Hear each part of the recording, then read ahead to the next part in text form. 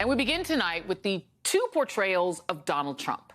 The first is the image he wants everyone to believe is the real Trump, exemplified by his rather embarrassing digital trading card venture, where he presented himself as a cowboy, a rock star, and an actual superhero.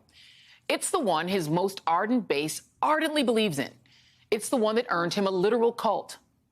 But the second image is revealing itself more and more as Trump responds to his multiple indictments. It's the one where he's not the great and powerful whiz who lives in Oz, but rather the man hiding behind the curtain who is terrified and desperate. Richard Pryor killed that role, by the way. Best movie ever.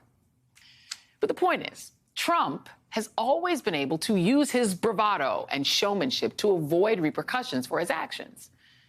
But now, at age 77, he's facing a situation that he cannot talk his way out of, with no powerful dad to bail him out and no Roy Cohn to fix his legal peril. And according to people who know him, Donald Trump is afraid that he could actually wind up in prison, like his Oath Keepers and Proud Boys supporters. Perhaps Orange Jumpsuit Trump might be a more apt addition to the next series of his digital trading cards.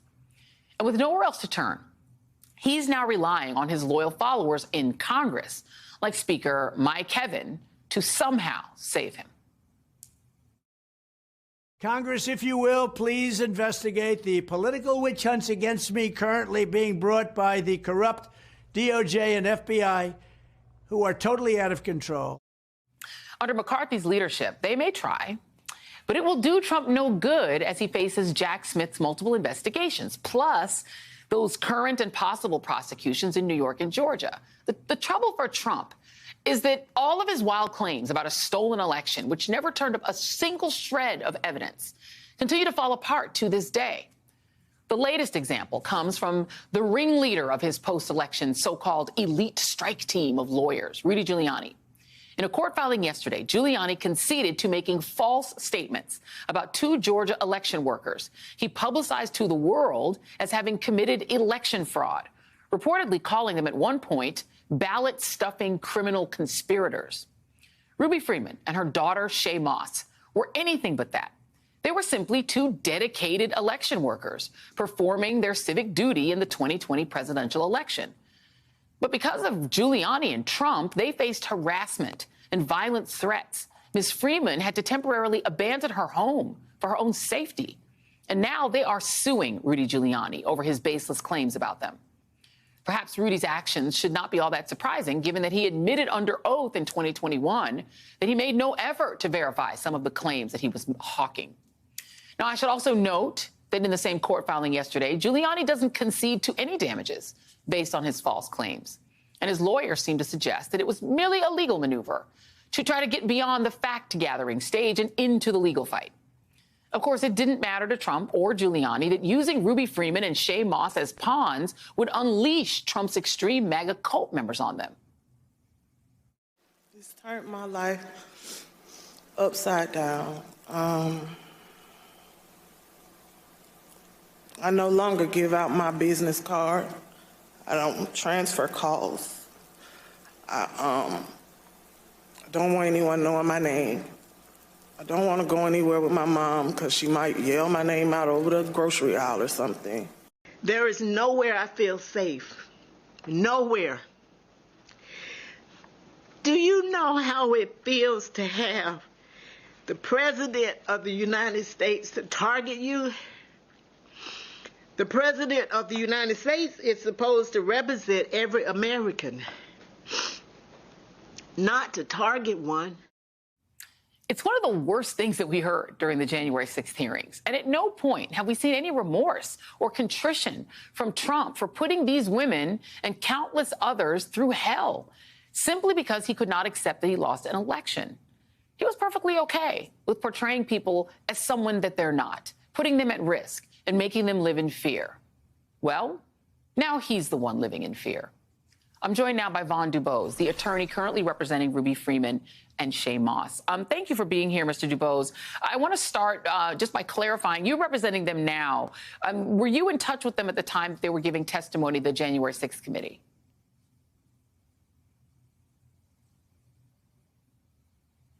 Oh, Okay, you're Absolutely, muted. I'm sorry. Oh, there you are. Yeah, absolutely. Yes, absolutely. I was representing them then. I've been with Ruby and Shay from the beginning, from the time the FBI informed Ruby that she needs to leave her residence, that it was no longer safe there.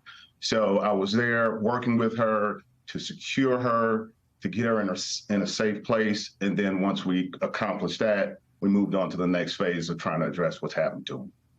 And you know, watching that testimony, honestly, I was tearful watching it because these are just the exact kind of people we want in our country, people who do their civic duty, who work in repeated elections, trying to make sure that their community can vote. They're the familiar ladies. You know, Ms. Freeman reminds me of the ladies where I always would vote in New York. They know you every year. They say, hey, there you are again, honey. You know, they call you baby, and they make sure you can vote. Seeing them, you know, sort of broken down the way that they were and how hurt they were. How are they doing now?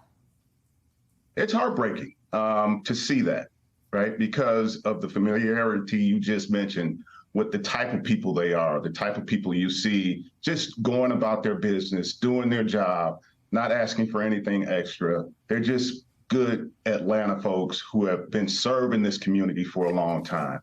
As to how they're doing right now, they are, you know, some days are better than others. They still are afraid to walk out in the public. They're still concerned about hearing their name called in public. They're still looking over their shoulders. So they're doing the best they can. They're continuing to fight. You know, the great thing about Ruby and Shay is when faced with what they had to deal with in this situation, they could have cowered and gone away. They chose to fight. And that's what they're doing right now. Let me play. They are suing now Rudy Giuliani, as I mentioned. Here is just if those can remember some of the things he was saying at the time. Tape earlier in the day of Ruby Freeman and Shay Freeman Moss and one other gentleman quite obviously surreptitiously passing around USB ports as if they're vials of heroin or cocaine. I mean, it's obvious to anyone who's a criminal investigator or prosecutor, they are engaged in surreptitious illegal activity. And that was not true, obviously. But talking about them passing USB ports as if they are vials of heroin and cocaine, trying to make them sound like drug dealers. At one point, Kanye West's publicist was pressuring Ms. Freeman and saying, oh, if you just admit to crimes, you can avoid charges, and pretending like they were the law. It is shocking to me how much pressure was put on these women for having done nothing but work in an election. They are suing, obviously, Rudy Giuliani. Is there anyone else that they've considered naming in this lawsuit? There are some John Does in this lawsuit. As the case progresses, we'll certainly consider whether or not we need to fill in any of those John Does with actual parties.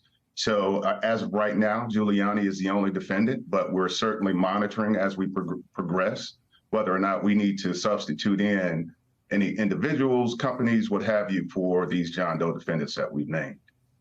And are you able to tell us whether or not Fani Willis's office has been in touch with these two ladies about her investigation? Because obviously all of the events that took place in Georgia that Donald Trump perpetrated and his team, they were about election fraud, real election fraud. In other words, trying to steal the election in Georgia. Have they been contacted? Sure, they've cooperated throughout. From the time they started until law enforcement first started to get involved and investigate everything that was alleged to have occurred at the State Farm Arena. And you saw them cooperate with the January 6th committee, and they intend on cooperating with whatever law enforcement agency wants to talk with them. They're going to do that continually, and they're committed to doing that. Vaughn Dubose, please let Ms. Freeman and Ms. Moss know they are the home here on the ReidOut anytime. And we are big fans of civic duty and of people who participate in elections. You know, I'm a voting enthusiast, so they're heroines to me. So tell them that they got a lot of love here. Thank you so much, Mr. Dubose, for coming on. I absolutely will. Thank you. Thank you so much. Let me turn now to David Cay Johnston, founder of DCReport.org. And you heard that, David. The fact that Donald Trump was willing to put two innocent women at risk of being harmed, they had to move out of their home for their own safety. He knows what his supporters are like. He tells them to be violent. He encourages them to be violent. What do you make of the fact that he was so He had no problem with it. He and Giuliani with putting their lives at risk. That's just him, right? Yeah, Donald, who I've known for more than 35 years now, it does not have a conscience. He only thinks of others in terms of them as objects, not human beings. So this kind of behavior by Donald is very understandable. It's not appropriate, but absolutely understandable. It's the way he's acted his entire life. And yet, John Kelly, his former chief of staff, who's no, Prince himself, I mean, he did insult a African-American member of Congress, saying she was, all hat, no cattle, for criticizing Trump. So he was all in with Trump at the time. But now he's telling tales. He says Trump is scared S-less about going to prison. That's his take. What is yours? Oh, I absolutely agree. And you can see in the emails and the blasts he does via Truth Social how his anxiety is growing. He is not sleeping well at night. If Donald really believed that he is completely innocent and has done nothing wrong and that the Presidential Records Act exonerates him on everything, he should be the one pressing for a speedy trial. Hey, let me get in front of a jury and they're going to obviously acquit me. And he knows that he's not going to be acquitted. The best he can hope for is a hung jury.